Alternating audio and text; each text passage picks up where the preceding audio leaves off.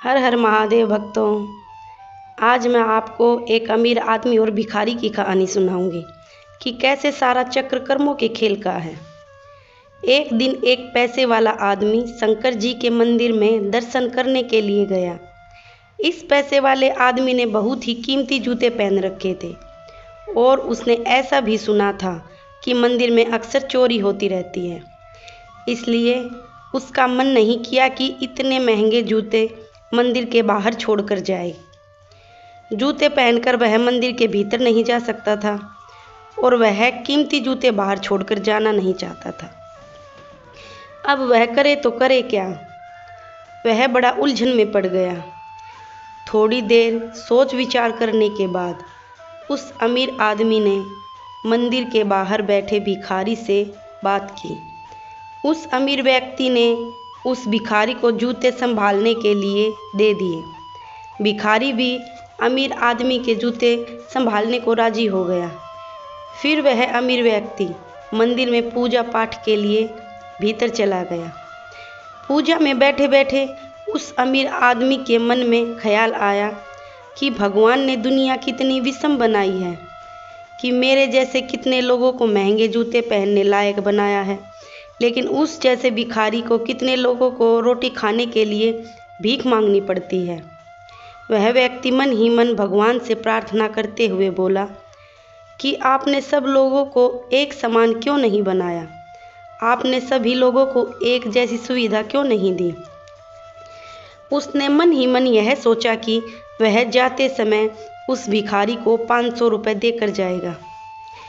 पूजा खत्म होने के बाद जब वह बाहर आया तो उसने ना ही अपने जूते दिखे और ना ही भिखारी। उस अमीर व्यक्ति को लगा कि भिखारी किसी काम से कहीं गया होगा, इसलिए उसने कुछ देर वहाँ खड़े होकर इंतजार किया। बहुत देर तक इंतजार करने के बाद भिखारी वापस नहीं आया तो उस अमीर व्यक्ति को पता लग गया कि वह भिखारी उसको ठग कर चला गया है। अमीर व्यक्ति दुखी होकर नंगे पैर ही अपने घर की तरफ चल पड़ा। उस अमीर आदमी ने रास्ते में देखा कि फुटपाथ पर एक जूते चप्पल बेचने वाला बैठा है। अमीर आदमी एक जोड़ी चप्पल खरीदने के लिए उसके पास गया। वहां जाते ही उस अमीर व्यक्ति की नज़र उसके जैसे ही जूते पर पड़ी। अमीर आदमी पहचान गया कि ये जूते तो मेरे ही हैं।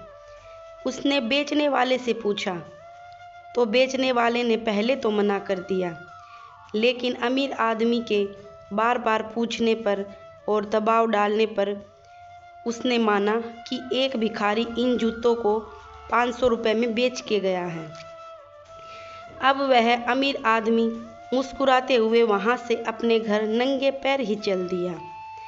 उसे ईश्वर से की गई अपनी प्रार्थना का जवाब मिल चुका था कि जब तक लोगों के कर्म एक जैसे नहीं होते तब तक सब लोग एक समान नहीं हो सकते। भगवान ने उस भिखारी के भाग्य में शायद 500 रुपये ही लिखे थे, लेकिन कैसे कर्म करके उन्हें लेना है यह उस भिखारी के हाथ में ही था। अगर वह चोरी ना भी करता फिर भी उसे 500 रुपये ही मिलने वाले थे।